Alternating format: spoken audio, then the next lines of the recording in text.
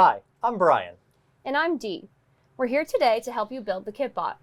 Before we jump into actually building the KitBot, we want to take a moment to talk about what the KitBot is and what it's capable of. The KitBot for the 2026 game is capable of the following actions. Drive around the field using a differential drivetrain, also commonly referred to as tank, geared for a top achievable speed of about 12.7 feet per second. Traverse over the bump and under the trench.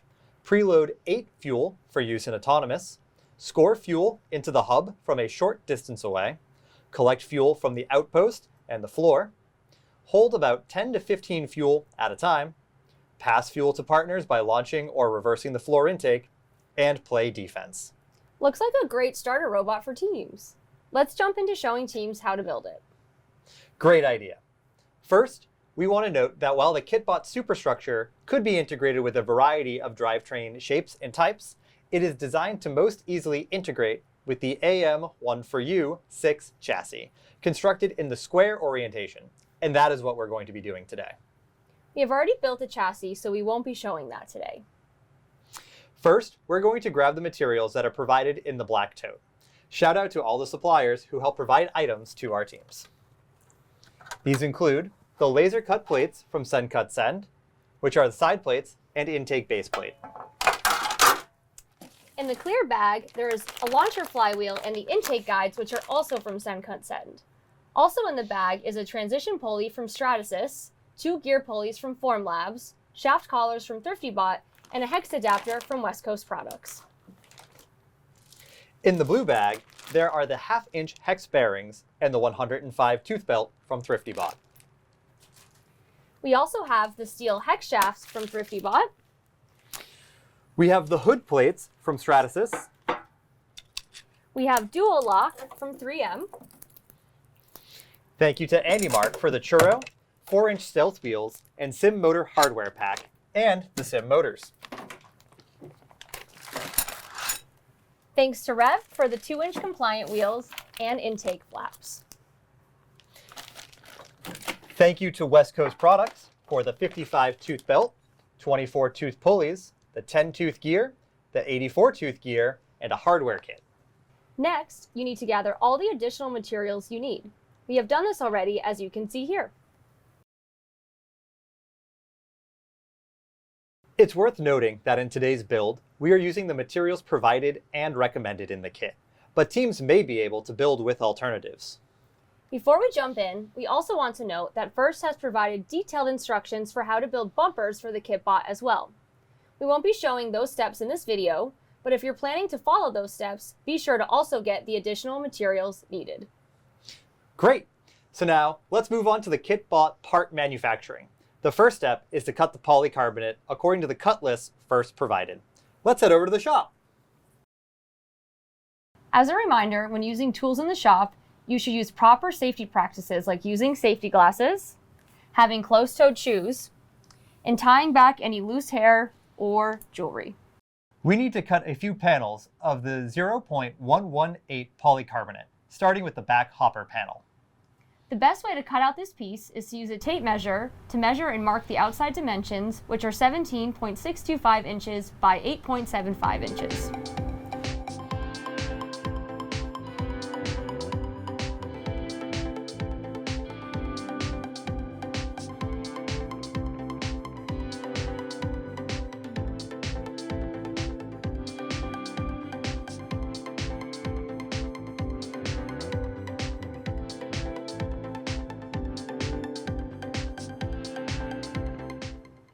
First also notes that we should pre-drill 8 holes with a .250-inch drill bit. To do this, measure each hole and use a punch to mark the center of the hole. Then we will use the drill to drill them out. Then we will repeat this process with the hopper bottom panel, side hopper panel, and battery access panel, and drill any holes noted in the drawings. There is an optional step in the instructions to cut out spacers out of PVC, but we will not be showing that today, as we have 3D printed spacers. Be sure to follow the instructions if you need those parts. Now that we have everything prepared, we can begin to build. We'll note that the fuel mechanism and intake base may be assembled in parallel before they are combined into a single assembly, but we will show them one at a time here for ease. we're going to head back to the build space to do our assembly. Now that we have all the KitBot manufacturing completed, we can start building the robot. The first step is to build the fuel mechanism. To build this, we're going to use some of the items from our kit.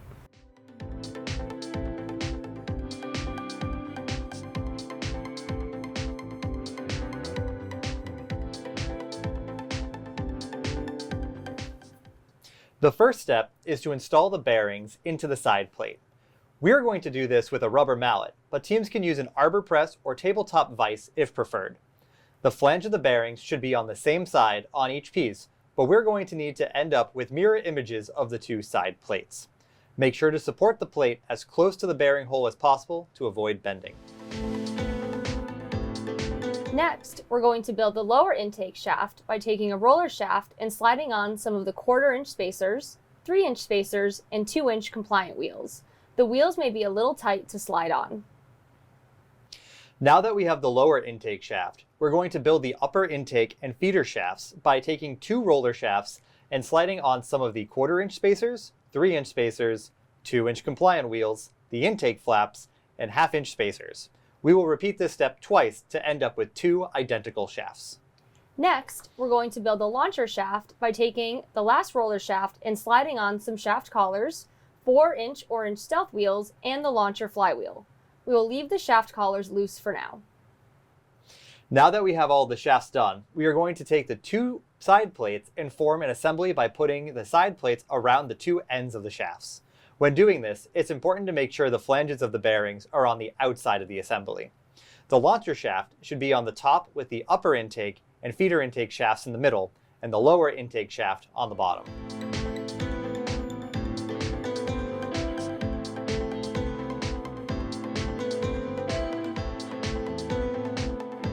We will want to leave some of the shafts sticking out on each side of the plates to create a structure that can stand up on its own. We will put this aside for now while we make a few more components. Now we get to build the launcher hood. To do this, we are going to take the 3 pieces of churro and slide on the 2 hood plates with 2-inch long hex spacers in between them on each shaft.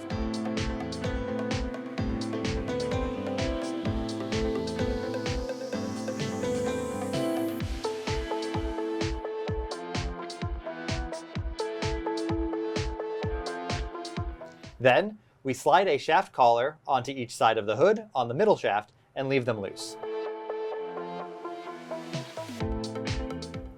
Now that we have the launcher hood built, we get to attach it to the structure.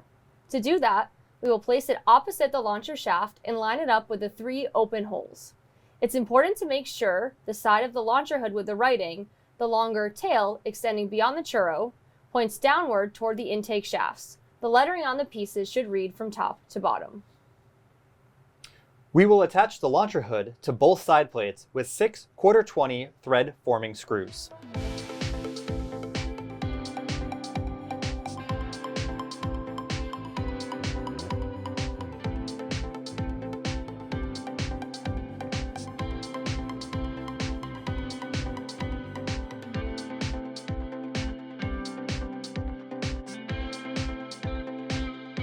Next, we get to attach the sim motors to our structure. It's important to use the horizontal holes when attaching, as otherwise it will interfere with the big gear we're going to attach later. To do that, we will use 2 1/2-inch long number 1032 socket head bolts, which have nylon patch on the threads to keep them from coming loose due to vibration.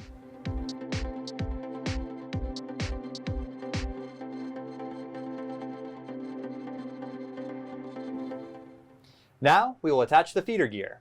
Looking at the structure with the launcher shaft on your left, slide the 84-tooth gear onto the shaft below the motor, followed by a shaft collar. Leave the shaft collar loose for now. Next, we will attach the motor pinion on the same side. To do this, insert the machine key into the keyway on the sim motor shaft, biased towards the motor side of the slot. This may require pliers to press into the keyway. Then slide the 10-tooth pinion gear onto the motor shaft, making sure to align the keyway over the recently installed machine key. Then slide the push-on retaining ring onto the shaft to keep the gear from sliding off. This takes a decent amount of force to push the ring into place. A 3/8-inch socket or wrench may be used to help by going around the motor shaft and pushing on the ring. The gears should mesh together and allow you to spin the motor by spinning the feeder shaft. If everything looks correct, tighten the shaft collar next to the 84-tooth gear. Now we're going to attach the intake belt by sliding a 24-tooth pulley onto each intake shaft with the 55-tooth belt connecting them. Once the belt and pulleys are on, confirm the shafts spin together, and if so, slide a shaft collar onto each and push up against the pulleys and tighten. Now we're going to attach some components to the opposite side of the assembly. We're going to place a machine key into the keyway on the sim motor shaft and then slide the 8mm to 1/2-inch hex adapter onto the motor shaft, noting to align the keyway over the recently installed machine key. Next, slide one of the launcher gear pulleys onto the adapter. Then, slide the push-on retaining ring onto the shaft to keep the gear from sliding off. This takes a decent amount of force to push the clip into place. Finally, we will put the 105-tooth belt around the pulley loosely to avoid it being harder to install in the future. On the shaft above the motor, we are going to slide the other gear pulley on and ensure it meshes with the first one. This should allow the motor and the launcher shaft to spin together. If this is the case, slide on a shaft collar and tighten it in place. On the same side, on the upper intake shaft, we're going to slide the 32-tooth pulley on, connecting it to the 105-tooth belt. This should allow the motor, launcher shaft, and both intake shafts to all spin together. If this is the case, slide a shaft collar next to the 32-tooth pulley and tighten it in place. There should be 3 remaining shaft collars. Locate the 3 shaft ends sticking out that do not have a shaft collar and add them. For the 2 shafts with spacers, make sure the shafts are all pressed together as much as possible, and then tighten all 3 shafts. Locate the final piece of churro shaft and the set of holes just above the sim motors. Hold the churro in place and attach it to the side plates with 1/4-20 thread forming screws. We're really close to the fuel mechanism being done. We're going to attach the RSL and radio. To do this, we're going to the side without the belts and locate the mounting hole for the robot signal light. Attach the RSL to the plate, so the light on the outside of the robot. Then use the plastic nut to attach the RSL to the plate. Then attach the robot radio using 2 50-pound cable ties, ensuring the radio is oriented so the 12-volt power is facing down.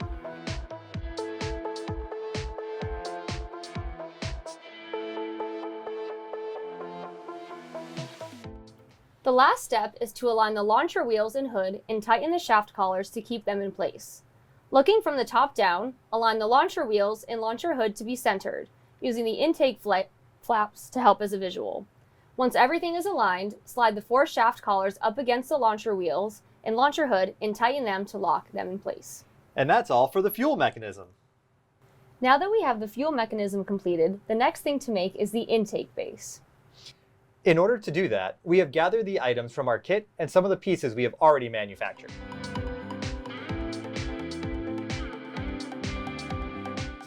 We will start on the face of the intake base plate that has 2 small side flanges, with the flanges pointing away from you. Attach 2 of the intake guides so that they are a mirror image of each other and form a peak in the center with the flanges towards the outside.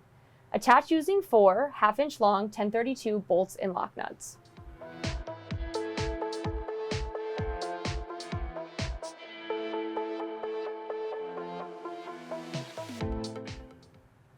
Next, we attach the back guides. To do this, on the other face of the intake base plate, line up the hopper bottom panel and the remaining intake guides. It is very important that these 2 intake guides are mounted differently from each other so that one is facing down and one is facing the opposite side. The edge of the hopper bottom panel should line up with the start of the bend in the intake base plate. Attach these components together using 4 1-inch long 1032 bolts and lock nuts, with the bolt head on the same side as the intake guides. The hopper bottom panel is sandwiched between the intake base plate and the intake guides. It's super critical, as Brian mentioned, to get these in the correct orientation, as failure to do so will result in the fuel jamming in the hopper rather than feeding into the launcher. Next, we will cut the foam noodle to 5 inches long and cut it into thirds. This noodle is used to help fill a dead zone in the launcher and may need to be replaced throughout the season. If you are using a hollow noodle, cut it in half instead. The last step of the intake base is to take the foam noodle and attach it to the assembly with 2 cable ties. You'll want to make sure the heads of the cable tie are on the back of the assembly to ensure they do not interfere with the fuel.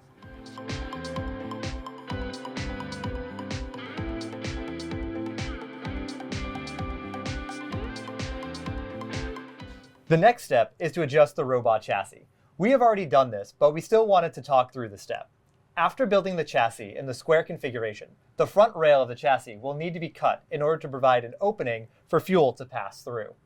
You can either cut the rail in place such that the front rail is flush with the bottom flange of the inside rail, or unbolt the front rail, cut into 2 5-inch long segments, and reattach them at the front of each side of the chassis. If you have not already built and attached the battery mount assembly, build it now using the Andy Mark battery mount instructions. We have already built it, but we need to attach it in the correct spot. To do that, we want to place it in the back right corner of the chassis.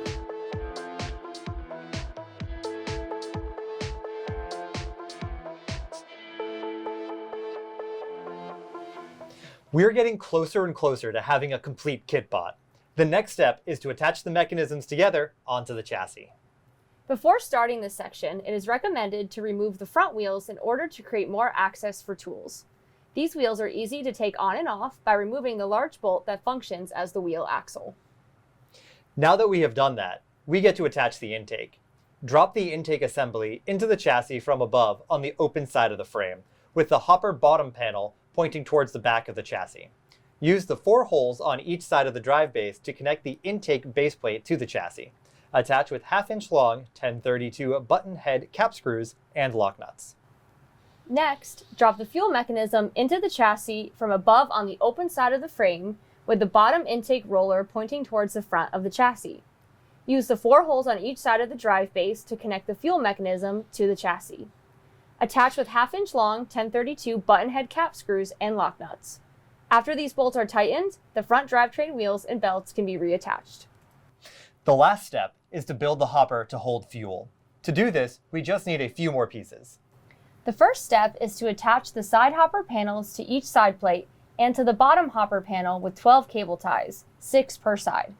You'll want to keep the heads of the cable ties on the outside of the structure and then use flush cutters to trim the excess cable tie once they are all tight.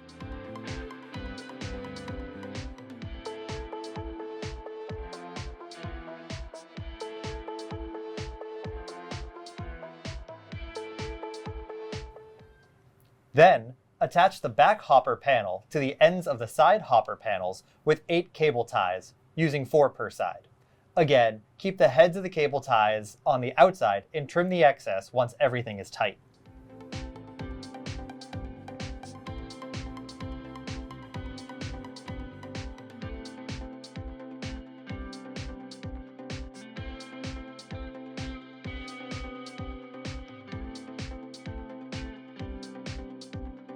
Next, attach the battery access panel to the bottom hopper panel with 5 cable ties. These cable ties should be snug but not tight, as this will create a hinged flap door. Keep the heads of the cable ties on the bottom of the structure, then use flush cutters to trim the excess cable tie once they are all snug.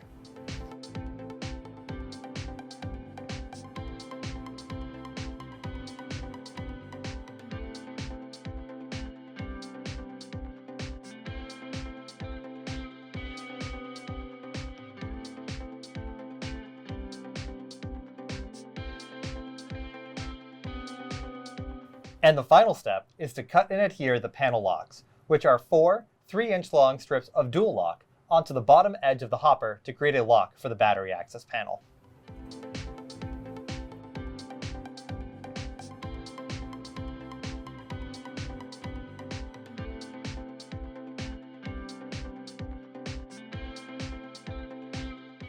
Wow, that was fun! Once you get to this step, you will want to build the electronics board, wire it all, and build and attach your bumpers. There are step-by-step instructions on how to build bumpers specifically for the KitBot. So if you need help, check out Section 7 of the KitBot instructions. There are also detailed instructions to make your electronics panel and wire up your electronics, which are linked in Section 8 of the KitBot instructions.